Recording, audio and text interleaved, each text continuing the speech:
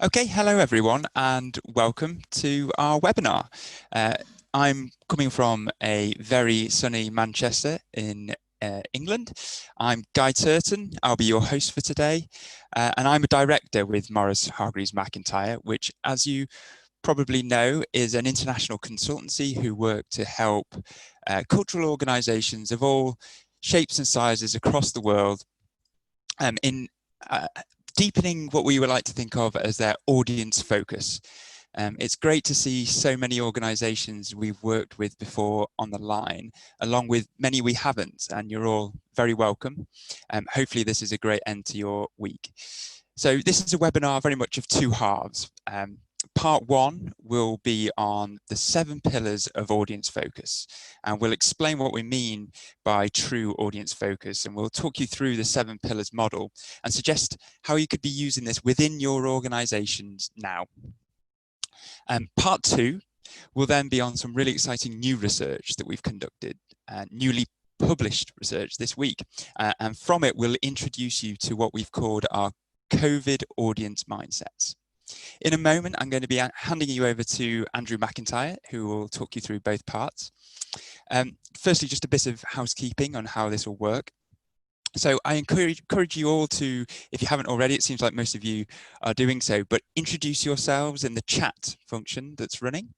And when you do so, and again, most of you seem to be doing this, but if not, make sure you introduce yourselves using the all panelists and attendees drop down rather than just all panelists. Otherwise, not everyone will see your introduction. So network, chat away whilst this is happening.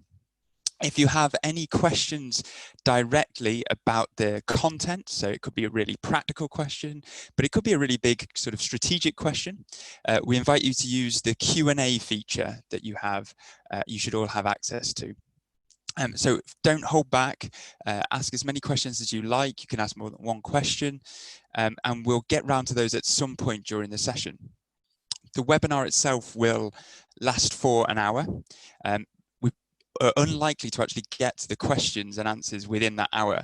So what we're going to do is, if you're still have the time, we're going to be staying on beyond the hour to answer the questions that have been posed. If you can't stay, don't worry, that's absolutely fine.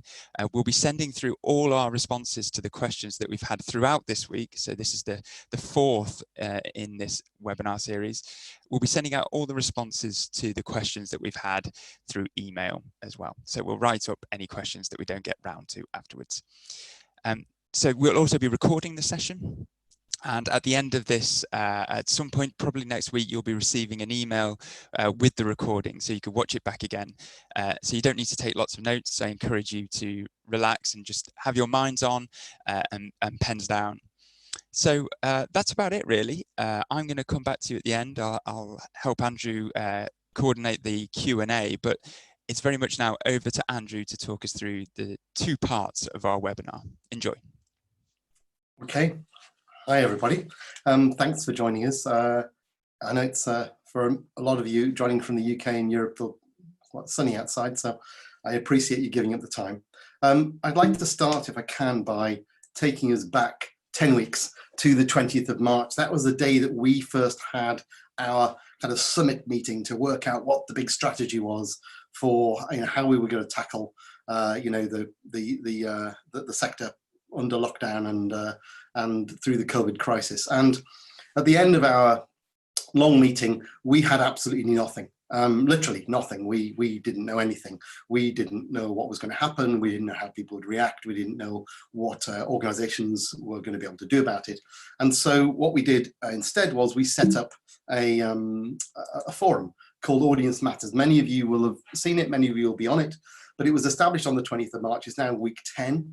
It's got over 1,000 colleagues from all around the sector and across the world. And it's a kind of hive mind. People are on there sharing their lockdown practice and their reopening strategies. And really, we did this because we wanted to listen. We just wanted to find out what people were needing, what people were doing. And that conversation is a really fantastic place to be. So if you're not in it already, I would encourage you to have a look. I will put the link up to that in the sidebar. But after a few weeks of listening and tuning into the conversation, we turned a lot of the content on there into a think piece called We Can Do Digital, Can We Do Strategy? And this is in response to the incredible outpouring of digital content that was produced. And there was really a magnificent response. But a lot of voices on the forum started to ask, well, who are we doing this for? And does this fit with our brand? And what strategy is this part of? And what difference will this make in the future? And some people were arguing everything's changed now, everything has gone digital, it'll never be the same again. And other people are arguing, no, everything will go back to analog afterwards. And people were saying, well, maybe people will get a taste for doing things. And also other people were saying, are we giving too much away? We'll never be able to monetize anything ever again. And other people were saying, no, this will actually increase demand for what we do in real life. So we started to really ask some of these questions and say, where's the audience in this? It's a huge outpouring of content, but where are the audience? And can we actually use this crisis as a way to refocus our organizations as we're scrambling for new strategies? Can we actually focus our organizations on the audience? So that was the starting point. And then after a few more weeks of amazing discussion on the Audience Matters channel, we then published this, which is a second think piece called The 7 Pillars of Audience Focus. And really this is saying, okay, if the challenge in part 1 was, can we be more audience focused? The challenge for this was, how can we be more audience focused? And we have published this model of the 7 pillars of audience focus. And what that really is these are the 7 characteristics that we've found working with lots of organizations on their change plans that mark out successful 21st century organizations as audience focused. And I'm going to share them with you now. And I'd like you really to follow along thinking about your own organization. But just to add a little bit of context to that, you've got to ask, what do we mean by audience focus? It isn't just about, doing marketing. So it's understanding a fundamental truth that people engage in culture to meet deep-seated needs, whether they're social or intellectual or emotional or spiritual. And that could be everything from quality time with friends and family, to having something to think about and talk about, to empathy and awe and wonder and cultural identity, to relaxation, escape, contemplation, sparking your creativity. All of these things, we know that what we produce as a sector is able to meet these needs. But being audience focused is being so aware of the needs that we are trying to meet, and so clear about the needs that each thing that we do is meeting, that we put those needs at the heart of all of our processes, from programming through marketing to everything, to the way we relate to audiences right across all our functions and departments, which really means rewiring our organizations. Now, I'm not suggesting that everybody has to start again. And in fact, what you'll find is that you are maybe doing better on some of these pillars than others. But we have to ask another question, is why bother being audience focused? And I think that the context of that is the journey that the sector has been on. And it is over maybe 40 years, since most arts organizations were in this product focused category, where they were really just focused on what they did, what they produced, the excellence of their own art, the art for art's sake, or just pursuing their own interest, whether that's in nature or history or whatever it is that your organization does. But circumstances, mainly financial, have forced us to become more reliant on the market. Even if we are free and grant funded, we have to show that we are reaching enough of the audience to justify our funding. And so marketing has become king across the sector. And that's had some really positive benefits of widening the audience and helping us to embrace more people. But what we're finding is that the era of marketing focus is rapidly drawing to an end. The organizations that have become overly marketing focused are now struggling. They've become very vulnerable financially because really they're only as good as their last flop. And what they're finding is that they're second guessing their programming.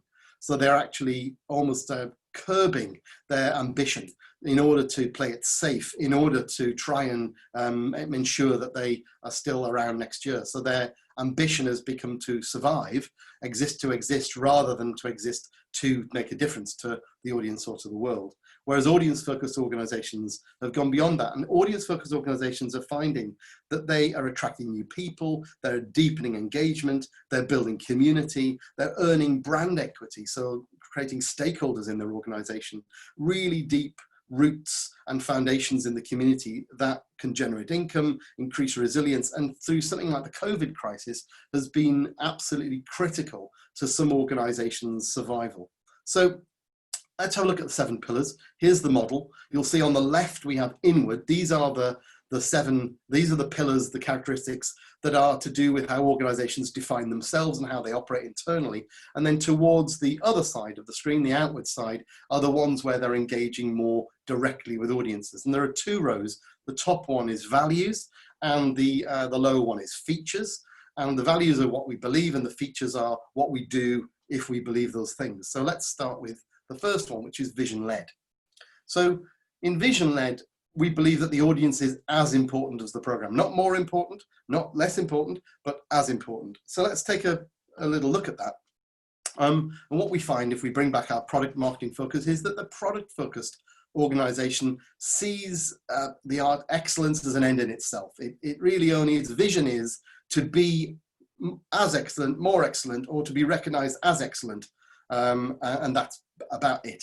The marketing focused organization tends to claim ownership of a territory, a geographic territory or a type of content or a market position. So they say that we are the leading ballet company in the north of England, or we are Scandinavia's premier natural history museum, and they tend to assert their preeminence in something, in somewhere.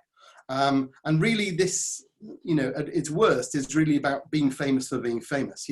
One day our vision is that we will be recognized for, how good we are and how important we are, which is fine. But, what the audience-focused organization does is articulate a cause. It believes that what they do is important, not so that people can recognize their greatness, but because it enriches and transforms people's lives, and it makes society better, it makes it more equitable.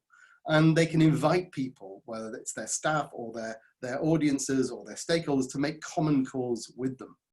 And you might find that if you think about where your organization is landing, and if you don't work for an organization, maybe think of an organization you know really well. But if you're thinking of that organization, how well does it do on this? And I'll ask you this: does it pass the cause test? Do you have a bit of this and a bit of that? You want maybe clean cut maybe between these, but how well does it pass the cause test? Maybe give yourself a mark out of 10. How well do you do on this? How do you articulate a cause or just say that you're important? And maybe would a refresh of that help you to regain your momentum after this interruption? Let's look at number 2, which is outcome oriented. This is believing that outcomes, the difference we make to the world, the change we affect, is more important than measuring outputs, which is a measure of how efficiently we produce stuff or how much stuff we did. So if you look at that in some detail, you'll find that the product-focused organization really isn't concerned with outcomes for audiences at all. It's focused on creating its own art. And marketing-focused organizations usually have a raft of measures, tactical outputs, measures of productivity. So it's tickets sold, it's average ticket yield, it's secondary spend, it's a number of visitors, it's social media likes and clicks and shares and so on. And they are how many school children did they get through. I had one organization that was incredibly proud of the fact that it had 10,000 school children coming through its schools program, and that was its tick box. We aim to get 10,000 school children through. I said to them, well, you must have some really close relationships with the schools that come year after year. And they said, oh, well, it's funny that, because we often get different schools coming each year. And I said, well, that's odd, isn't it? And why is that? And they said, well, we don't know. So we asked people. That's kind of what we do. And what we found was shocking. We found that these school sessions were deeply unpopular, that the kids hated them. They were bored. The very old-fashioned way that they were delivered left the children on the carpet for too long till they were fidgety, then gave them really quite dull worksheets to go around the museum and find things. And they didn't deliver the learning objectives that the teachers had spent all that time bringing into the museum for. So that school decided they weren't going to go again. But it was okay because what they were offering was on the school national curriculum, and there were 30 or 40 other schools ready to take their place. And so what this museum was doing was incredibly efficient. They were efficiently turning off 10,000 children from museums every year. So those kids were not going home begging to be taken back to the museum at the weekend. Those kids were going back saying, I hate museums, they're really boring. So 10 out of 10 for efficiency of getting that number of kids through, 0 out of 10 for effectiveness, for actually making a difference to those kids and lighting them up and making them want to engage with us.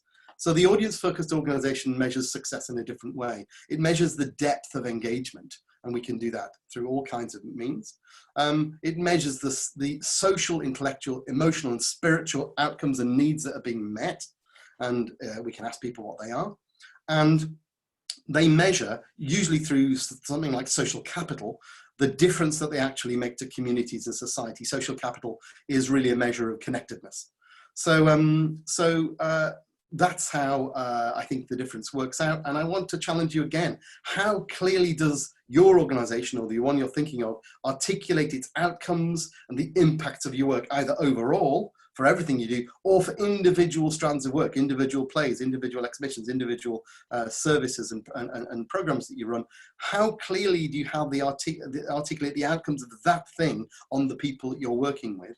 And how well do you measure that? How well do you measure what matters? Or is most of your measurement just simply a metric of efficiency?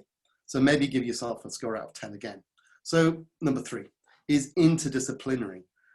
We as a sector are incredibly siloed. We are specialized. The interdisciplinary organization ignores silos. It breaks them down. It believes it's everyone's job to respond to audience needs. Audiences are far too important simply be delegated to the marketing department. It has to be everyone. And so if we look at that in a little bit more detail, we find that the product-focused organization, we have a little laugh about this, but we often call it a priesthood of content experts. Whether your expert is an artistic director or a zoologist or a choreographer or whoever they are an expert, and they create the content. And the content is handed down as tablets of stone to all of the rest of us working in little silos, whether that's marketing or finance or front of house or whatever we are. And we then all deliver on what we do, but stay in our own lanes. That's the product-focused organization. The marketing-focused organization has moved on, and there is now a discussion about the programming and discussion about the visitor experience, but it's often a very uneasy balancing act between program ambition, thrilling front foot experiential programming that challenges the audience, that takes them on, that takes them on a journey, and the fear, I suppose, of it flopping, and wanting simply to play it safe, program what we already know, program what the audience already knows, and what the audience has already come for previously. And eventually, it's ever decreasing circles. We actually start to bore the audience, and probably because we're quite boring ourselves. If you asked people, even at a cinema, what films would you like to see? They want to see the new ones that I haven't seen yet that are going to amaze and surprise me. They don't tend to say, I just want reruns of all the stuff that I've seen before. And sometimes we're curbing our ambition, or we're curbing our instinct here. The audience-focused organization does it a different way. It assembles a team of all the talents from across the organization, regardless of function or department. It values expertise, but it sets aside hierarchy. There are a few really amazing examples at the moment of organizations whose staff were facing furlough or redundancy, where they've been able to actually harness their talents, hidden talents often, all across the board, to do all kinds of projects that organizations have not previously been able to do. But in this circumstance, you might even include someone in a team who doesn't have any obvious skill or talent or expertise in this, but you actually include them in the team to give them that experience, and they'll reward you with left field questions you haven't asked. In this organization, it's everyone's job to understand and meet the needs of the audience.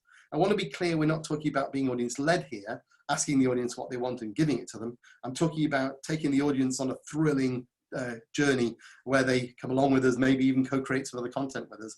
But actually, it is about teamwork, and it's about working across the organization. So I want to just give you this one challenge. for your very next project. And I should also say, organizations that are audience focused tend to see their work program in terms of projects. They don't tend to say that's a departmental work program that they're doing. This is a departmental work program over here. They tend to create project and project teams for as much as they can, and they work in an agile way, which means that they are really generating a lot of creative solutions. But so for your very next project, how could you widen your team? Who could you bring on board? And I'm thinking about this in terms of, can you just have one project even at which you have a wider team than you would normally have and see where it takes you, evaluate the benefit of doing it. And I think you'd be surprised at some of the results maybe. So let's have a look at number 4, which is brand DNA driven. Brand is a terrible word, isn't it? It's got so many negative connotations. Everyone understands it to mean something else. There's at least 20 definitions that I can tell you. We use this term DNA because we think it's quite useful, because it suggests that the brand is the basic building blocks of your existence, the who, the why, the how of your cause. And I think that a lot of people who are uncomfortable with the concept of brand maybe see it as being a superficial wrapper, something that's like a kind of marketing layer, more comfortable with the idea that the brand DNA is the codification of their passion. It's not something that somebody's doing to it afterwards.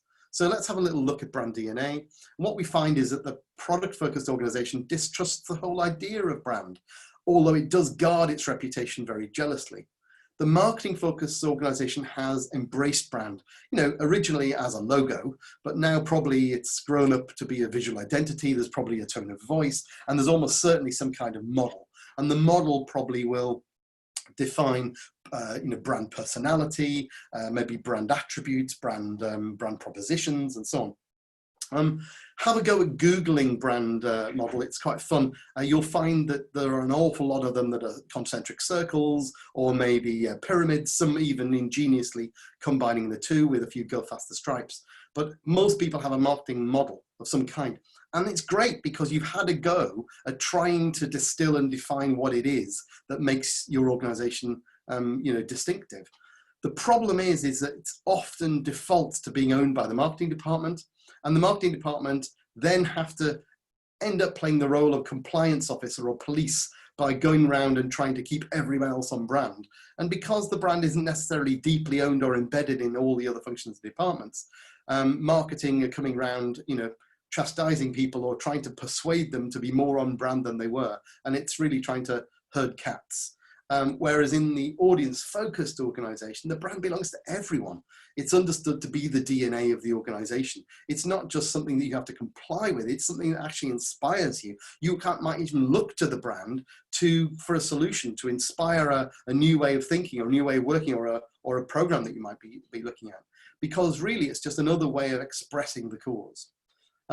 So I'll challenge you this. Out of 10, I'd like you to score how well your brand, or that of the organization you're thinking of, has actually shaped every aspect of its COVID response. Did all staff get it? Did all staff live it? A lot of the conversation online was, I'm not sure who we're aiming at, why we're doing this. I'm not sure if this is really in line with what our purpose is. Some organizations are saying this is an exact expression of our purpose. So how well did your organization do that? And how much is that owned by a few of you or all of you? And could it do with a refresh or even a deeper embedding? And again, taken with the first one, which was the vision-led, that's a process that might also be an act of renewal after the disruption we've all faced. So let's look at number 5, which is meaningfully segmented. I'm not going to say as much about this, but it's the belief that the audience engagement is driven by deep-seated motivations. So let's have a look at what we mean by that. Well, the product-focused organization, of course, doesn't need to segment the audience. The audience splits into 2 groups. You either come or you don't. You might feel sorry for the people who don't because they're missing out on your amazing product, but really that's their problem. The marketing-focused organization has, however, embraced some kind of segmentation, usually categorizing by demographics. We're looking for millennials or the under 35s or senior citizens or whoever it is. And they're often doing it by past behavior. We have a list of the people who booked for this or who came to that, who have joined the list or whatever, on the grounds that that will be some kind of guide to what they might do next. And they do it because they're trying to get them to come again or buy another ticket or whatever. And what we found is that demographics is really, you know, there's some use in it, but really not that much. It's not a very good guide to anything. You know, it's all millennials are not the same. Mick Jagger and Donald Trump have similar birthdays. I don't see them out together at the Contemporary Dance Show. So I don't think that your date of birth really tells us much about how you engage with culture. Similarly with past behavior, I had a client recently that said, well, you know, we're doing a Shakespeare show. We mailed all the people who'd been to our last Shakespeare. So what response rate did you get? They said, oh, just under 5%. Well, everyone says just under 5% because that's mainly what people get. If you're beating that, by the way, well done. I don't know how you're doing it. Maybe you could share with the rest of us. But when we actually go to the 95% of people who ignore that and say, oh, no, I'm not booking for that next show, even though I've got a proven track record of going to Shakespeare at that venue, and I've done it recently. What they say is, I'm not going to go to that because I've just been to a Shakespeare at that venue. So we're targeting the people who've just been to a Shakespeare at that venue because we think they're the hottest leads, and they think that they're the coldest leads because I've just been to one of those. I'd quite like to see dance now, or I'd quite like some stand-up comedy or some new writing. And so the idea that everyone should stay in their genre lane, and you know, and we really should tell people really mainly about what they've been to already, is actually an ever-decreasing circle for the audience. Whereas the audience-focused organization understands that this is that people come because of their deep-seated psychographic values, beliefs, and needs. The why and how have they come, not just the metric of how old they are, where do they live, and how much. I'm going to say a little bit more about that later, so we'll skip on to insight guided. Now, insight guided is the belief that audience insight, and I don't just mean survey research here, it could be anything, is the lifeblood of the organization. And when I say it could be anything, I've seen a museum recently that on its weekly staff, you know, briefing for its front of house staff and its security team, get every single member of staff, whether they use it on a phone or write it down on a little card, to log and recount and submit some interaction that they had last week with visitors. And that could be questions they're getting asked, it could be things they're overhearing, it could be behavior that they're observing. And that weekly, it's like employing an entire team of full-time ethnographers to follow your audience. You know, you couldn't afford to do that, although you are actually already paying for it. So you may as well gather the information. I think some, you know, in theatres, the conversation that's going on at the bar in the interval afterwards will give you a better view of how the audience are responding to the work than any survey you could probably ever send out. So that's what we're talking about. And if we look at insight guided here, the product focused organization has no need of insight. It certainly doesn't want to be guided by it. The marketing focused organization is mainly trying to gather evidence for all of those output metrics we were talking about before. And often it's looking in the rear view mirror. What just happened? How many people did this? Who was it? They're not necessarily looking forwards to help them inform new decisions. The audience-focused organization is not just counting heads, it's fascinated by what's going on inside those heads, what makes people tick. They collect deeper data to understand how to achieve deeper engagement. Every single member of staff is involved and wants to know what the latest audience focus is telling us, audience insight is telling us, and they're curating that insight and disseminating it across all departments and functions so people are informed by it. And that's what I want to ask you. Is this kind of audience insight the lifeblood of your organization? Do you have a culture of collecting, curating, and valuing this stuff and disseminating it to everyone? And crucially, does it inform decisions in every single department and function, from programming to front of house to wherever else? Are you literally making decisions based on information that's coming from the audience? And I'm talking about future decisions, not just ticking boxes, reporting what happened, sending it off to somebody, evaluation. I'm talking about forward facing. So give yourself a score for that. And finally, we come to interactively engage.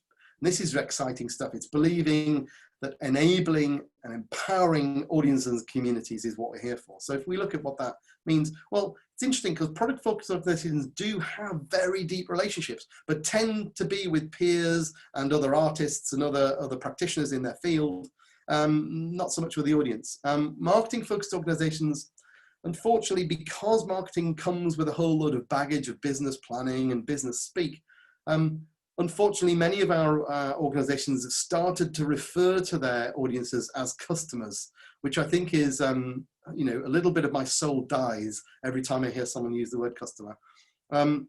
Because are we saying that the biggest ambition we have for the relationship between us and the audience is that we're the vendor and that they're the customer? Is that it? And so customers are parties to a transaction, and that tends to be their lot. You know, we might soften that a little bit around the edges, but really that's the core of it. Where an audience-focused organization seeks a continuous two-way exchange. You know, even I'm thinking like in theatre, often we spend a lot of time talking to people before they come, then they come, see the thing, show, gone. And the next conversation we have with them is about the next show. You know, surely the audience have got more to say to us after they've seen the show than beforehand. So where are they saying that? Are we curating that? Are we encouraging it? Are we soliciting it? Are we keeping that conversation going? I don't see many people doing that.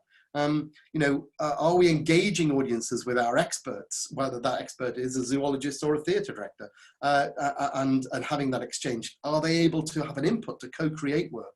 Can we build genuine community around our institution?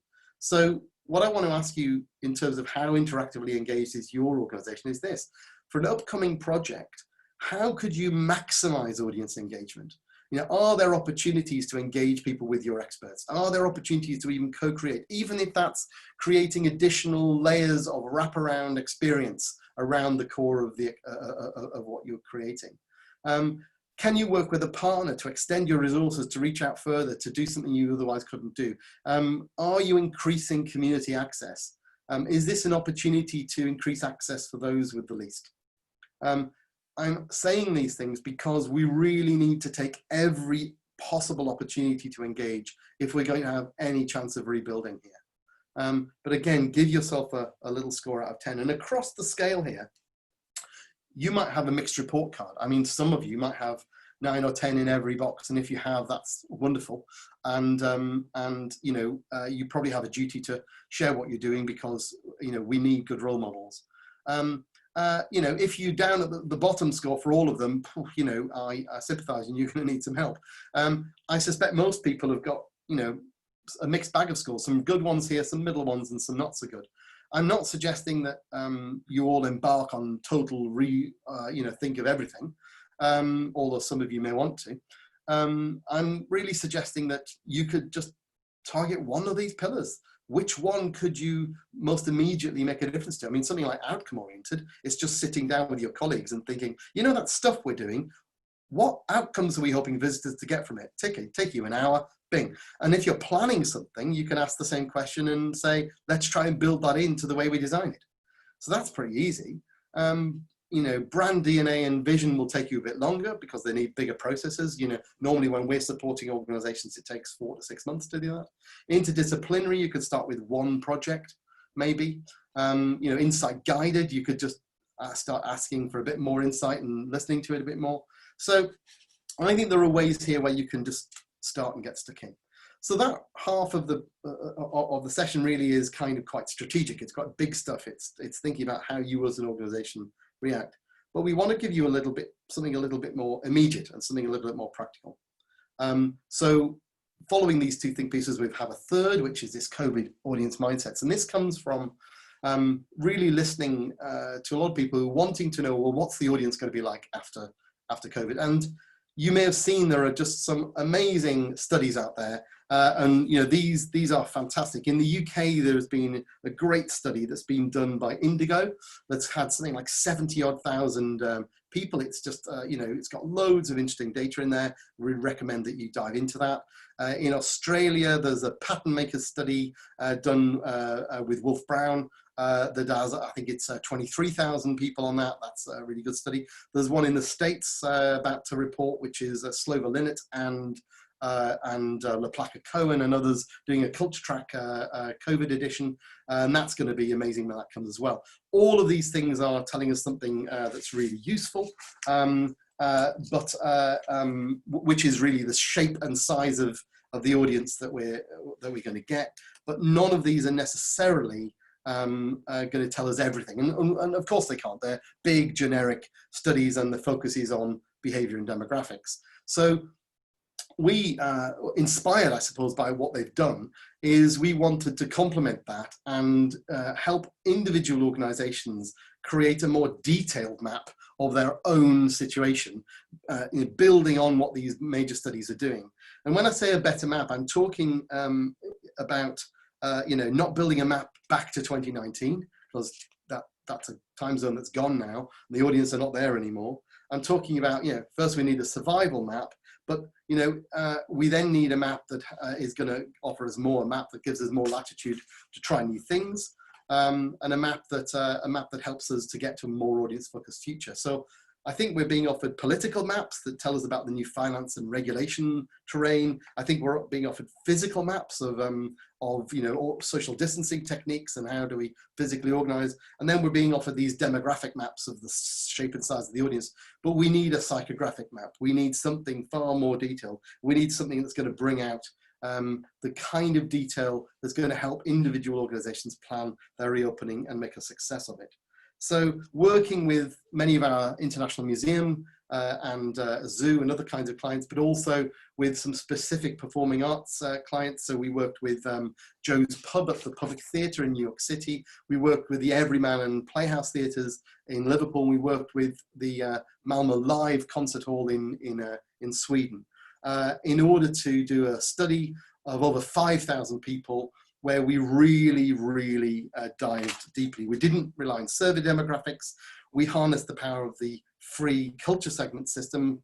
Many of you will be familiar with that, but if you're not, the culture segment system is a deep dive into the reasons people engage with culture, and using it helps you to unlock that engagement. The system's free. There are layers of it where you can tag your data and so on, but the basic system's free. We'll put up links to that as well. But we also use need states modeling to understand what people wanted from their COVID experience, post-COVID experiences. And we employ behavioral psychology like emotional resilience and risk-taking to understand where people are. And this is the model that we created. It's called the hierarchy of the COVID mind. It has 3 levels. The top level is the inner self, the deep-seated values, beliefs, and personality traits that frame the way we see ourselves, the way we see the world, our relationship to culture and society. And culture segments is a core part of that because it's so deep-seated that it frames the way that you engage with culture and cultural organizations. This middle layer is called need states, the immediate social, intellectual, emotional, spiritual outcomes that we now seek from engagement with culture. My spoiler is that segments have very divergent needs, and that's still true, but temporarily at least, all our needs have coalesced around 2 things, and it's a result of being cooped up in lockdown. One is joy. We just want some joy, and the other is human contact. We want to meet people and see people we have missed. And so they are dominant at the moment, but underlying that, there are the different need states for different segments still prevalent. And then the third layer is deliberation, the way that you weigh all of this up and make decisions, because some of the segments are much better at rationalizing and gauging risk than others. And so that's going to frame what they do. But it's also to do with your job, your health, who you're looking after, where you live. Our clients in Auckland in New Zealand have got a very different context for their decision than our clients in the Bronx or in Brooklyn in New York. Where it's still quite a dangerous situation.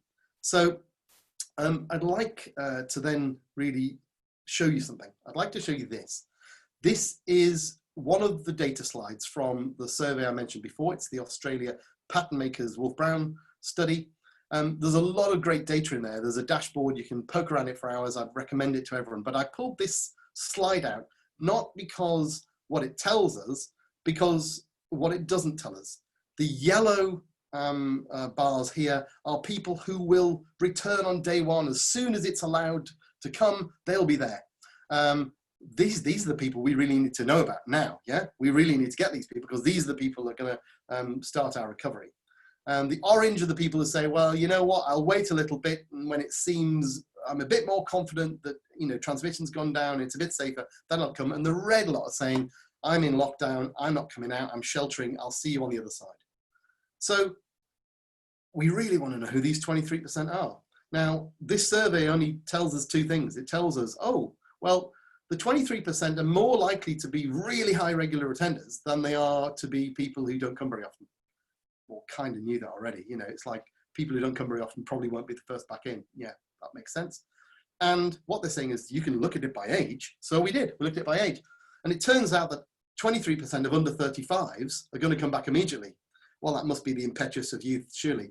Except it's 23% of under 55s and it's 23% of under 65s. It's even 23% of over 75s, and those guys should be sheltering. So what's this telling us? What it tells us is that age does not help understand early return. You know, your decision to return is not anything to do with your date of birth or your postcode. It's simply to do with your mindset, the way that you work. It's psychographic. And it tells you that 23% of 75-year-olds are in that risk-taking category, and it's exactly the same for under 35-year-olds. It's not anything, it's not a function of age. So let's park that up in the top left-hand corner, and I want to show you the alternative. This is us plotting culture segments against these factors, risk and emotional resilience. And this is how it pans out. So up the one axis here, we got emotional resilience. That's how affected you've been by the crisis in terms of has it made you more anxious or stressed. And the bottom axis here is risk propensity. And that doesn't mean that you're reckless if you're on the right-hand side. It just means that you're feeling more confident in your own ability to calculate and gauge risk and decide that it's a risk worth taking. So the right-hand side are more able to calculate risk, and the left-hand side find it difficult to get a handle on the risk. It just feels very risky. And the ones that are higher up this graph are taking the crisis more in their stride, and the ones at the bottom are, it's made them more stressed and anxious. So this map, which is for one particular venue, if we were to create this map for your venue, which we can, it would look different to this. The size of the blobs would be different. They might be in different places, and it would look different in different locations. But what's interesting about this map is it's fairly obvious. For this venue, the people at the top right are returning first, the people at the bottom left are returning last. If I'm this venue, I'm targeting perspective and stimulation segments because they are the most important. I might have a bit of a nibble at essence. I'll be thinking what I can do in the second wave where expression might start coming, and I'll be parking affirmation and enrichment at the bottom left because they ain't going to come this year. And so this is going to change the way we program, the way that we do interpretation, the way that we communicate. I'm going to tell you, for example, there are segments on here. If you're a museum, there are segments that want exclusivity. There are segments that hate exclusivity. There are segments that love downloading a guided tour to their own device. There are segments that would never do that. There are segments that want access to a curator. There are segments that don't.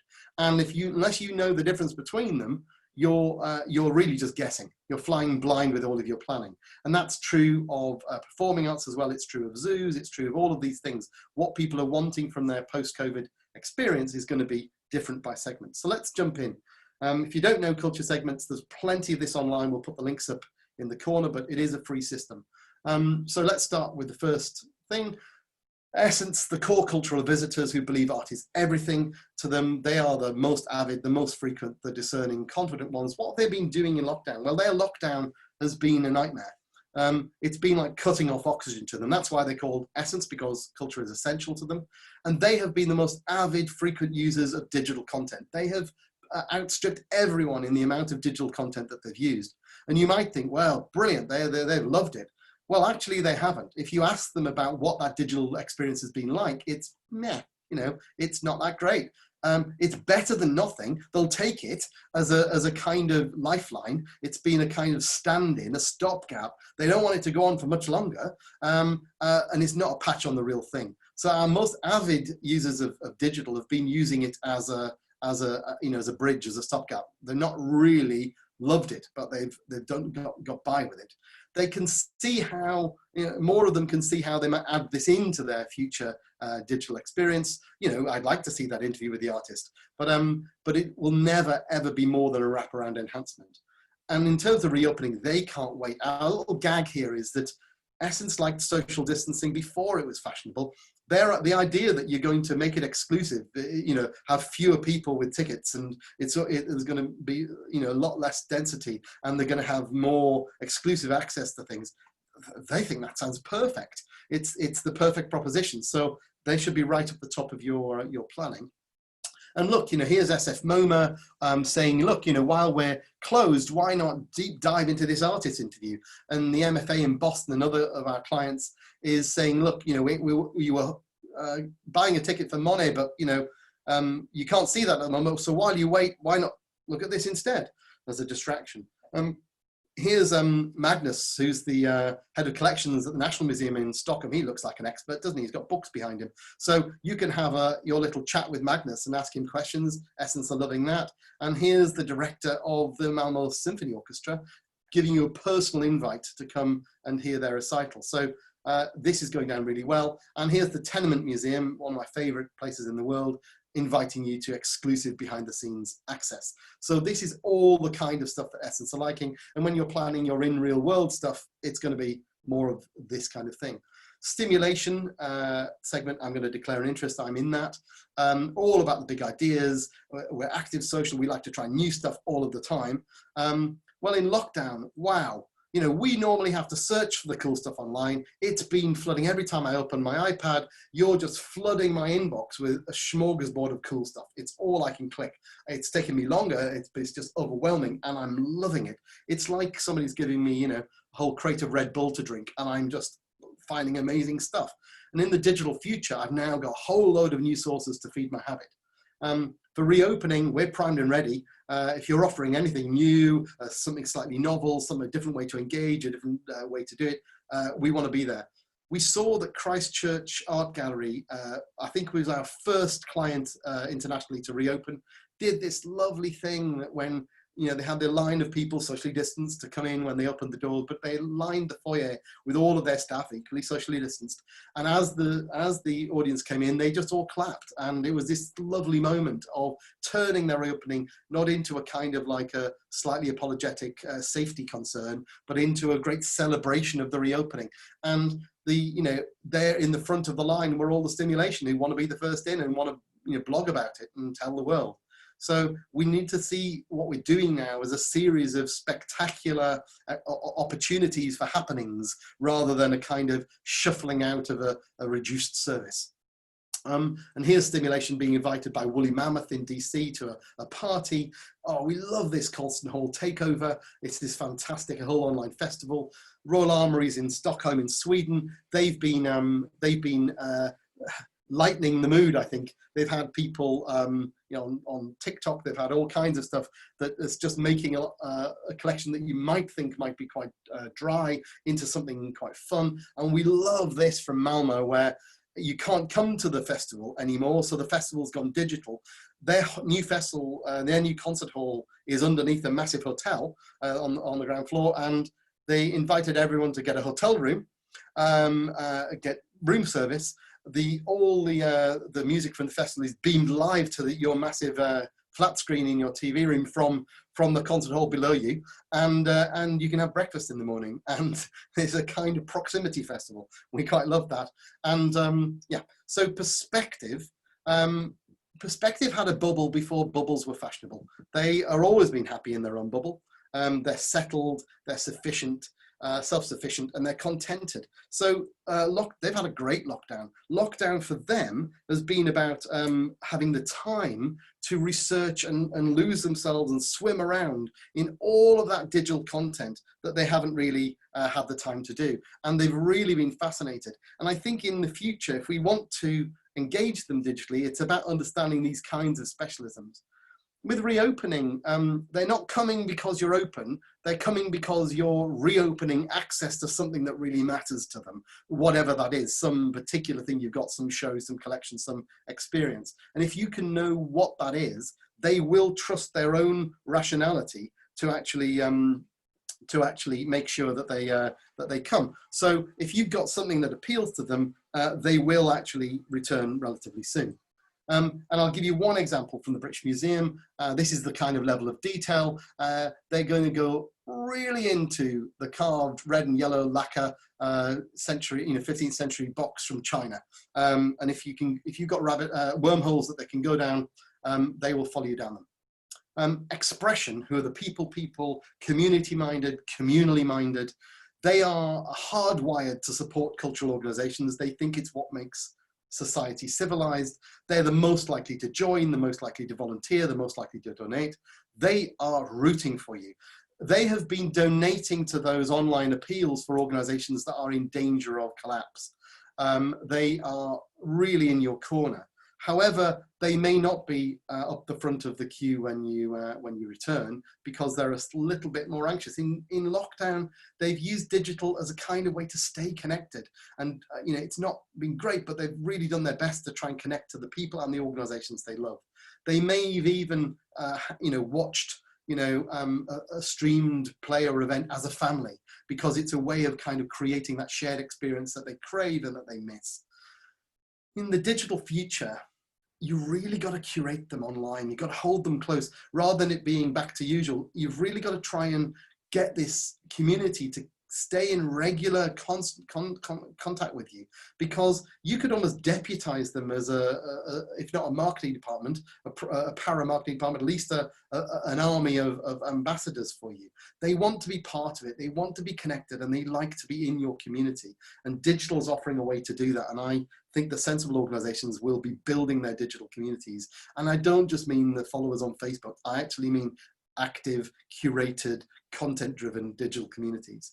Reopening, they really want us to succeed. I'll tell you what, they'll watch the live stream of the opening. And when the Christchurch gallery staff started to applaud, they had tears running down their face and wanted to be so much to be there, and they were sending their messages of support. But we'll maybe see them later in the year. And here we are, historical palaces, London Zoo, public theatre, all asking people to lend support and getting fantastic reactions. I should say that the examples I'm giving are pretty much, most of them are from clients that we're working with already at the moment, some one or two from elsewhere, but I'm sure I could go to any of your venues if they're not here, and I could find similar. Auckland Live in New Zealand are saying we're all in this together. And I love these. The Amsterdam Museum and the Tenement Museum get a second shout out from me tonight, which is they're actually asking you to accession your COVID experience into their collection, into their exhibitions. How cool is that? They're actually helping, you're making history with them. And here's a load of other stuff: British Museum, Chester Zoo, We the Curious in Bristol. If you don't know them, check that out. It's fantastic. These are all kinds of shared experiences that you can have online, and that's been sustaining expression through this. Now, entertainment, they are consumers. I know I was talking about customers and consumers later, but they are really consumers. They want to have fun. They like things that are more populist and mainstream. You may have something that appeals to them, but in lockdown, the internet's been more like a recommendation engine. We all have seen some of the stuff. A small percentage of the sector stuff has gone viral, and they've seen that, and because it's highly recommended and it's popping up for them. And really, it's offered them moments of entertainment and distraction, I would say, maybe a bit of brand awareness, but not much more than that. It hasn't been fulfilling, if you see what I mean. In the future, they might seek the highlights. They might connect if our content is populist or on the radar, but otherwise not so much. But they desperately want to escape lockdown. So if you're offering a day out, they will be in the running. They'll be there when the zoo opens. I saw Disneyland Shanghai's tickets, reopening tickets, sold out in 7 minutes. So if you've got a safe, popular, easy, unchallenging day out, these are your people. And so here's Knowsley Safari Park, one of our clients offering this. Who doesn't like an animal video? And here's the West End stars singing for charity. This is great. Release. Well, Release was stressed before this. They're having a tough time now because they were quite stressed before COVID. In lockdown, this has been great. Digital has offered value for time. they could wait and see what is the most recommended digital content and then make an appointment to watch it. And that hasn't involved them leaving the house, spending any money, taking any risks. And if they don't like it after 5 minutes, they can turn it off. So it's been very good. And I think in the digital futures, this kind of remote consumption actually suits them quite a lot. And but as long as it's from a trusted source. Culture's not their big priority, but if you've got something unmissable, then they might be willing. And here's what we think they're watching. You know, something like this, which got very high reviews, was trending nationally. They'll have seen it popping up in their social media feeds, and it's got James Corden in it. So safe to go in. Maybe some of the other National Theatre productions, not so much. Affirmation. Affirmation want to do the right thing. They are deliberate decision makers. They want to engage with culture. They think it makes their lives better. In lockdown, again, digital has offered a place of safety, a de-risked opportunity to try things from within the family bubble. So you can, it's like a giant test drive scheme. They've been able to try anything and everything before hazarding a future visit. That's, you know, financially or medically. And so when we reopen, can we keep that going? Can we have the kind of digital content that allows affirmation, who keep pressing their face to the glass but never coming in because it all looks a little bit risky and they're not absolutely got an absolute guarantee? Can we allow them to experience some of the work or the type of work digitally beforehand, and that makes their mind up? It makes it worthwhile taking the risks to come. I think this could be one of the biggest learnings from the whole of the lockdown period, which is try before you buy for affirmation. Reopening, though, they're playing it safe. They're going to be doing digital for quite a while yet. No risks. We'll see them on the other side. And look at this, Winnipeg Art Gallery, the first gallery to open in Canada. It's all about, oh, here are all my fears. What would I do with children registration and will you be taking temperatures? Auckland Live in New Zealand made a video of what coming into the new layout foyer would look like for people who were thrown by that. London Zoo, similar laundry list of anxiety questions. English Heritage have taken this one step further because affirmation like to learn stuff. So they're saying, hey, you know, why not take this as a chance to learn? So this is their D-Day information portal here. So it's all about self-improvement. And finally, I'm going to talk about enrichment. For whom the past is a lens, they are big on nostalgia, they like tradition, they like things that are established and things that are establishment. In lockdown, they've not been surfing around all of this content, they've not been the smorgasbord people. They've kind of waited to see what's highly recommended, maybe in the newspapers. You know, the Daily Telegraph has said there's a rather good concert on, and it's on Facebook Live, and this is how to get to it. And maybe they've even had to add help to find out where these channels are, but they've almost used the internet as if it's some kind of obscure cable TV channel that they can tune into at the appointed time to watch a world-class performance by a major orchestra or a theatre company, and from very trusted sources. This convenience of home viewing is really appealing. I'm not sure how we're going to monetize that because they're very, very price conscious. If you can come up with a formula for that, this could be an opportunity. But otherwise, and I'm going to tell you, they're staying at home. They are not coming back. They're waiting for the vaccine. We will see them, you know, sometime in the future, but they're not forming a queue at your door. So, and we think that this is perfect. If the others are watching James Corden, we think enrichment might see Hamlet because Hamlet's a proper show and the National Theatre is a proper theatre company and it was recommended in the newspapers and I should watch that. So if you look across these segments, you'll find that they're all had different lockdowns. They've all used digital differently. They all have different digital futures. They all have a completely different approach to reopening. But of course, for each individual organization and venue, you'll have a different footprint into these segments and you'll have a different location. Your building or site may be more or less appealing to certain segments, and what you're offering may be more or less appealing to certain segments. Some of these segments might actually be put off by the safety measures. I don't really want to do this wearing full hazmat. It's going to spoil the experience for me. I don't want to sit in a half-empty theatre. That would be soul-destroying. So we have all of that detail from this study. Now, what I'm going to say is you could have something like this for yours. Yours might look different. You might be able to work that out if you've got a reasonable working knowledge of your existing culture segments. But who's returning first, who's returning last? So you might ask this question, okay, that's great. What do I do with all of that? Well, it kind of depends on what you already know, and it depends on your budget. So let's talk about organizations with little or no budget, because we think that could be a lot of people. So if you are familiar with culture segments, I think there's enough here, and in the third think piece, the COVID audience mindset strategy, we put a link to that in the chat for you to have a go. I think you do okay.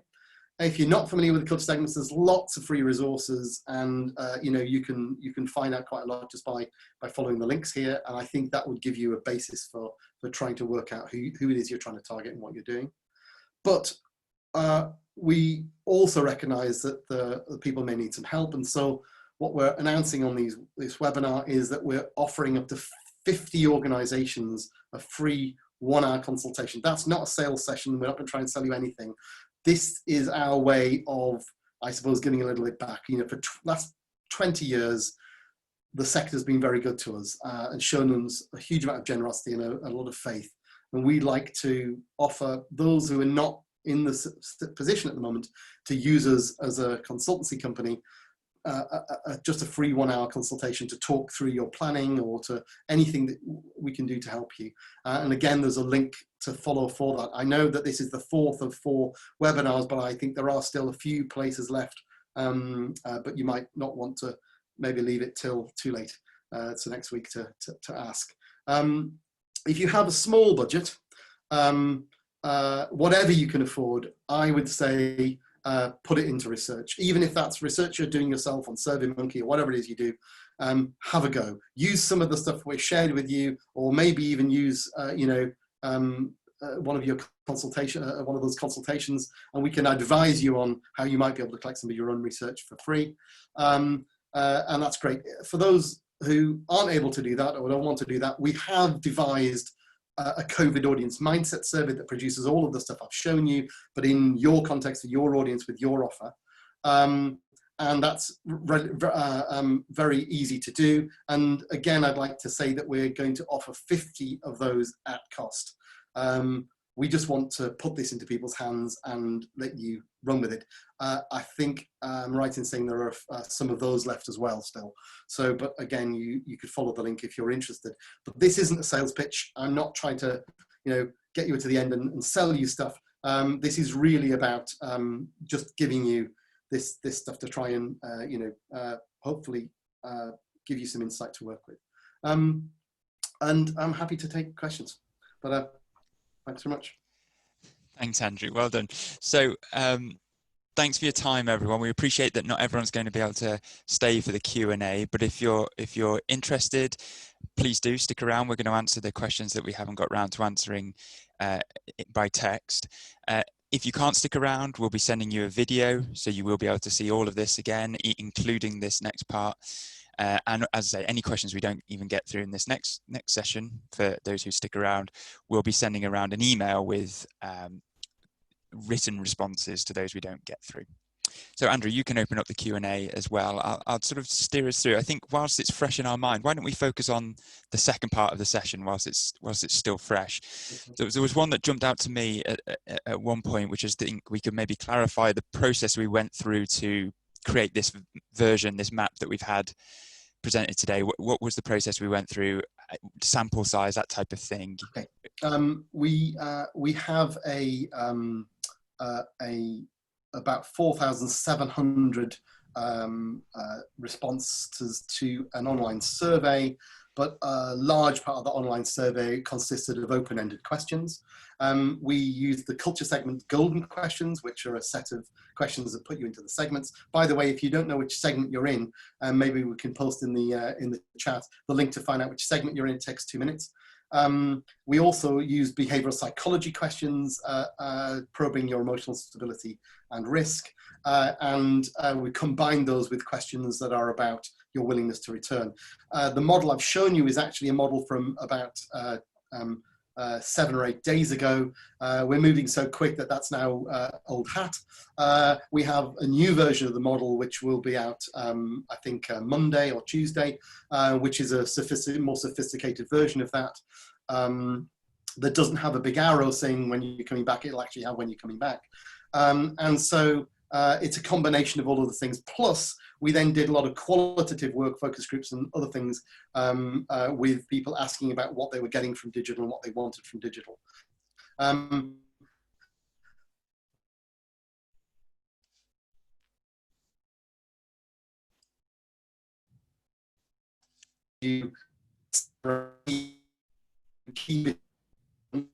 We think are crucial to planning. There's lots of detail of that. If you follow the link, there's a page on the website. There's stuff also in the article, the COVID audience mindset article. Fabulous. Andrew, there's a question around the enrichment segment. Yes. Okay, so enrichment, are they the nature lovers? Are they willing to do outdoor activities? Obviously, we've got a lot of, particularly here in the UK, a lot of changes coming in the outdoor experiences in the next week or so with outdoor spaces opening up. Is that rife for enrichment?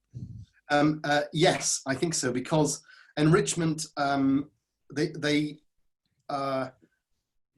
really like, I'm going to say, classic experiences, and outdoors and nature, particularly in sites of importance or heritage, stately homes, country parks, botanical gardens. Those kind of things have status and value and are seen to have cultural value. And usually they're also presented by very trustworthy organizations that are established and establishment. And so it seems a very low risk. It's not asking them to take a leap into contemporary programming.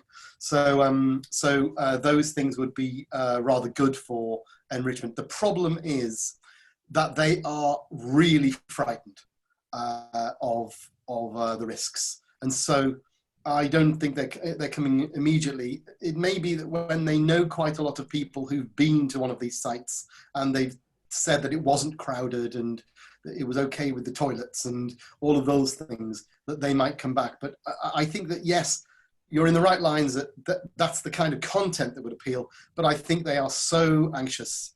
If I could go back this way, they're so anxious that they're down at the bottom here. So yeah, the right kind of content, but the wrong kind of mindset maybe.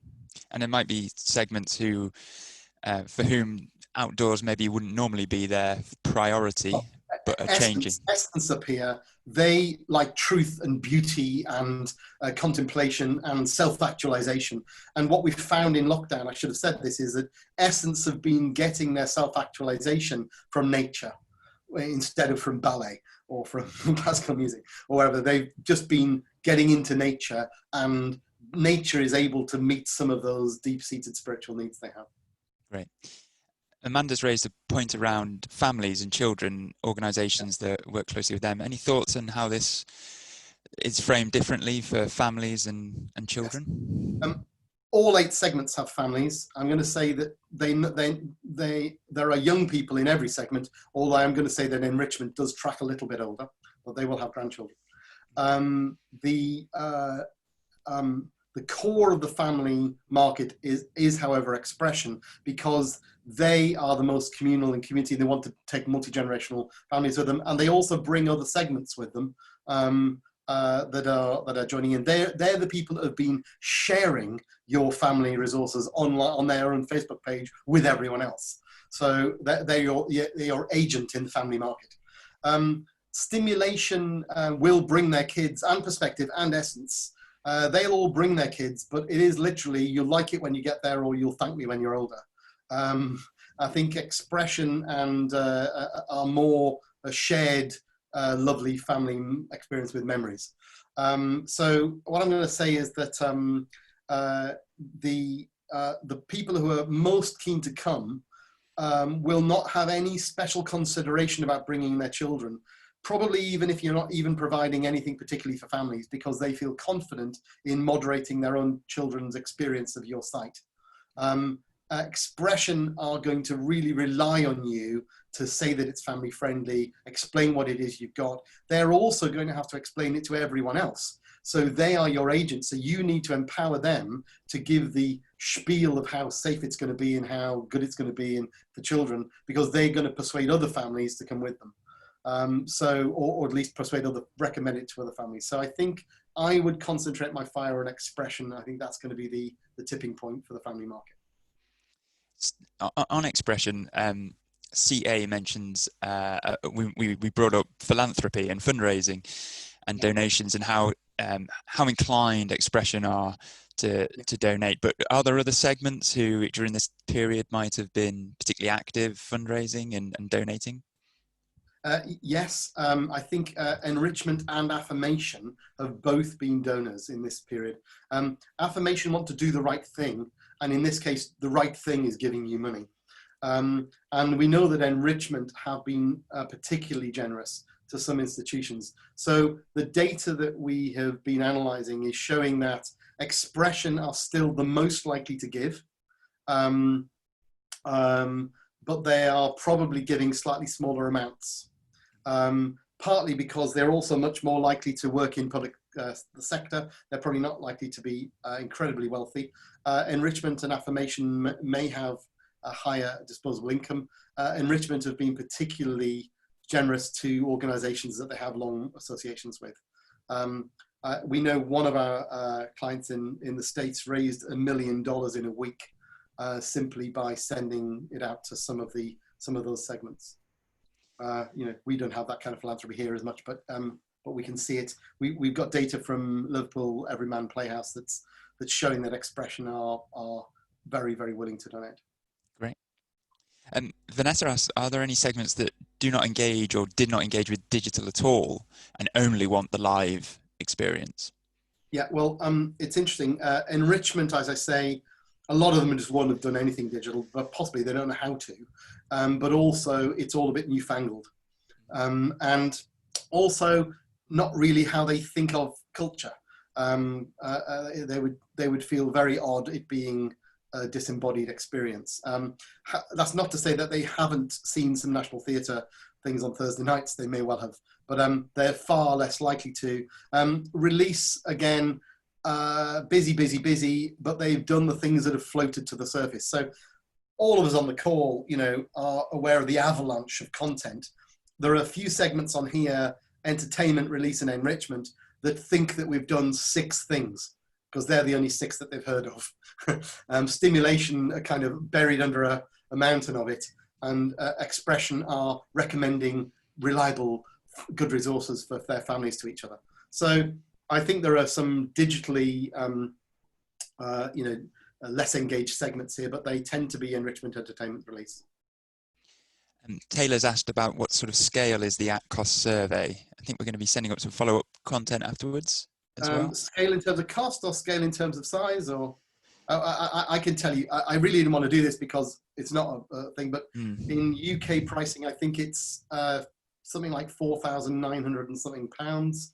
And that'll equate into whatever currency you're in. And in terms of scale, we're asking people to send it to everyone they can. So we're just doing one where people are sending it out to if they've got some kind of list, whether that's a ticketing database or a mailing list or membership or whatever, any list you have, people are putting it on their websites, people are putting it in their social media feeds. And so we're just getting the biggest samples we can. We're then weighting that back to the market. And so that's kind of the size and scale of it, but it's designed to be quite rapidly deployed. It's customizable. You can add some bespoke things to it, and it's designed to report quickly to get the data into your hands. Lovely. What about vulnerable groups? We've had a question. How can we be relevant to them as a cultural institution? I don't know if this goes back to the earlier session as well, possibly. But yeah. This is personal for me. My sister is, actually she's a poet, but she's also disabled and largely housebound. And as I've been checking in on her, she's been saying, she's been loving it, really. She's high risk, so she's sheltered. But she's saying that for the first time ever, she feels like the whole of the cultural sector is thinking about her and is making everything accessible for her.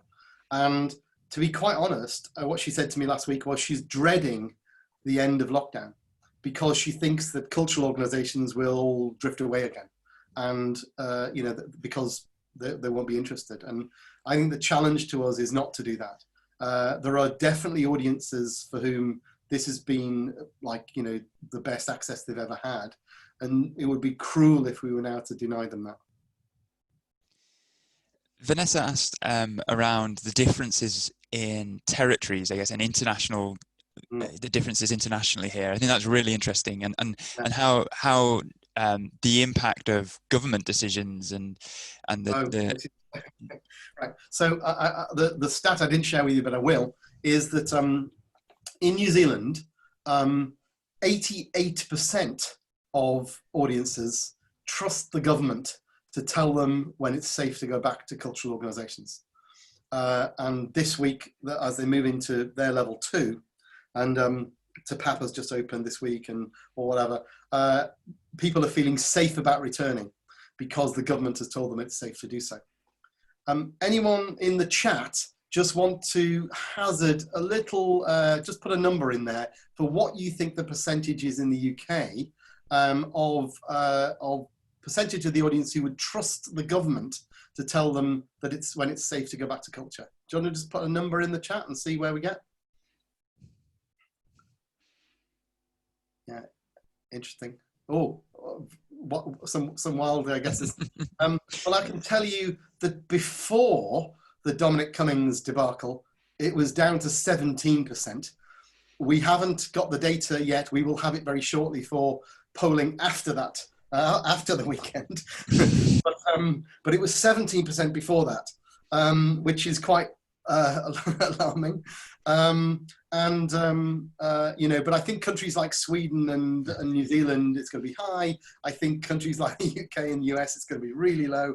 I'll tell you what's sobering for us though as well, is that only 34%, double the government, but still only a third, would trust us as cultural organisations if we just told them that, assured them that we'd made appropriate provisions for safety.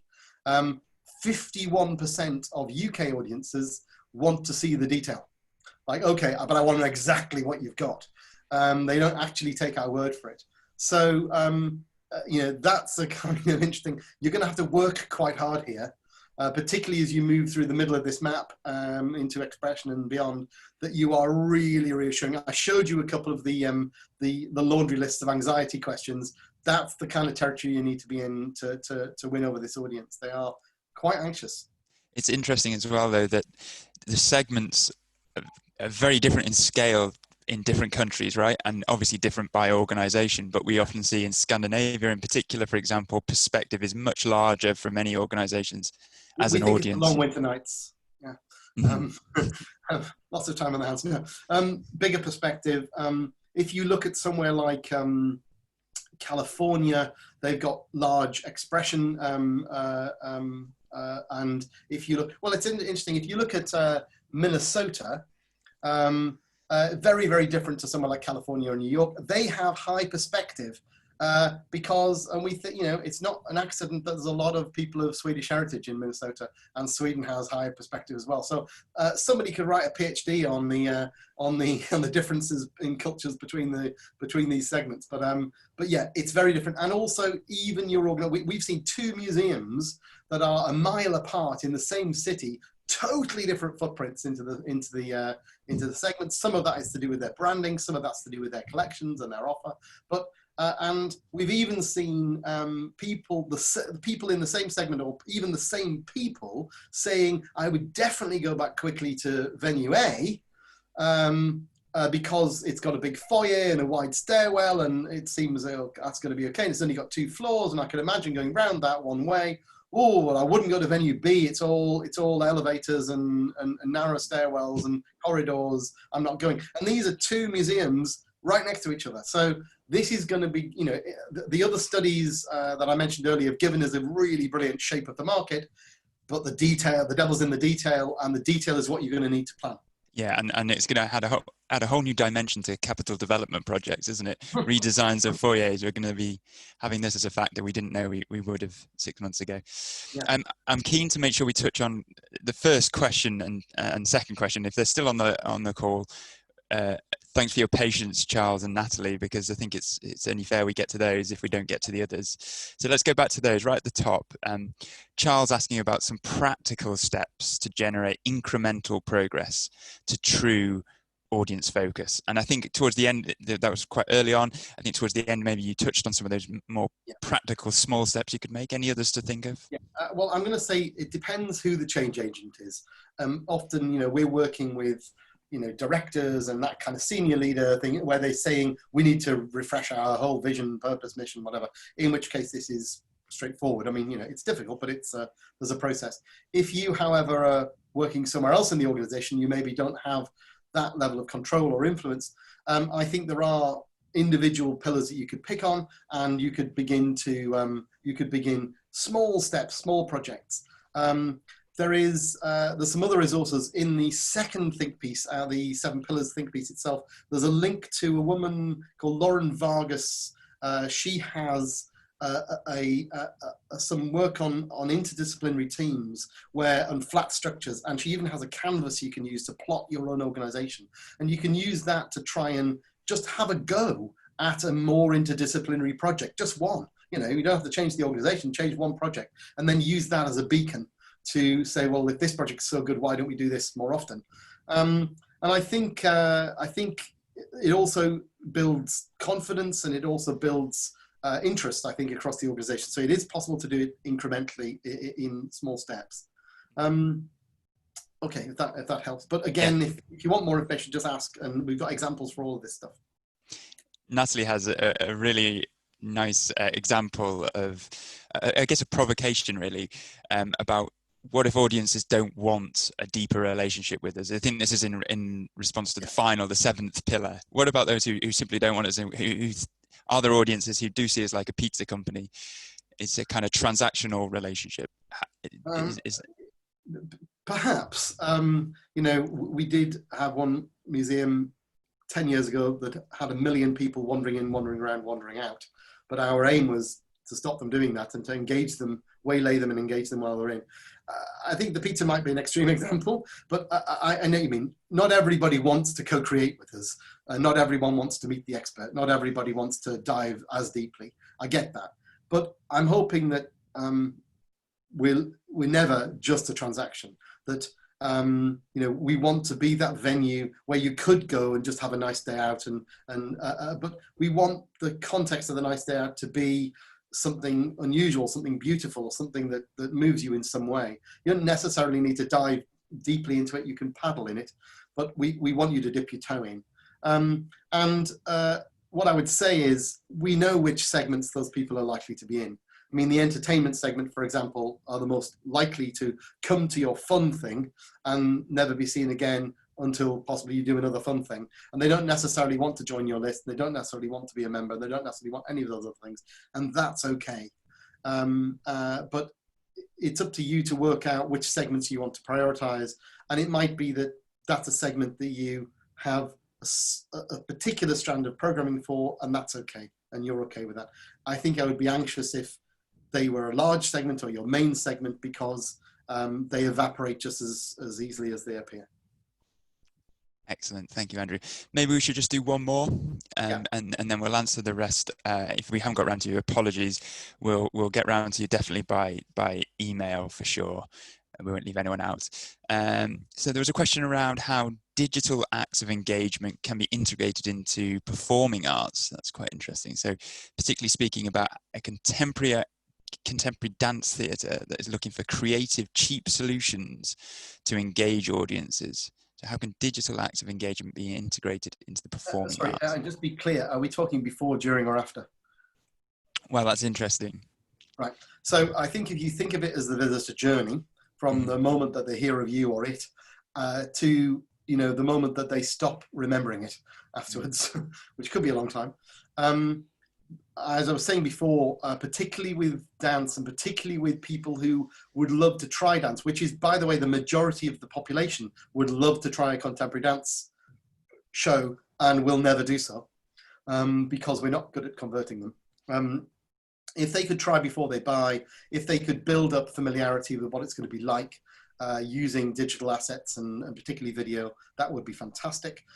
We've done a lot of this work elsewhere, and if you look at some of the projects with people at the Place in London, they're just the most amazing projects with culture segments. We have a case study of that on our website, where they've got people in who are nervous of trying it for the first time, and they've used a lot of digital assets to reassure people, give people a sense of what it's going to be like. They love rehearsal videos, they love understanding what it's going to be like, experiential videos. But crucially, I think with the digital thing, particularly with new audiences, it's about curating the after experience. Because if you stand at the exit and you watch people leaving the auditorium or leaving the building, they have a glow about them that they did not have when they came in. And that glow is the result of the transformational experience they've just had. Now, that will evaporate. It's something of the moment. And they may remember it, and they may, choose to remember it. But in the moments afterwards, and in the days and weeks and months afterwards, they are open to the idea of reliving it, maybe watching a bit of it if it was filmed, maybe sharing their thoughts about it, maybe asking questions.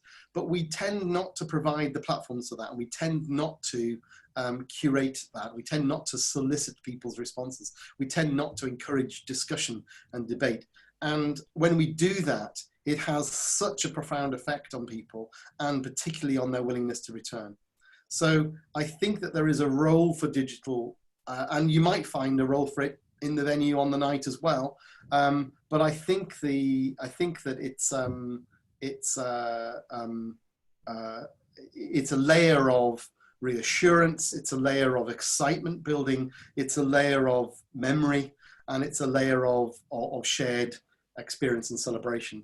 And if we can use digital to do that, then I think that winning, holding, enhancing our audience experiences are going to be much better for it.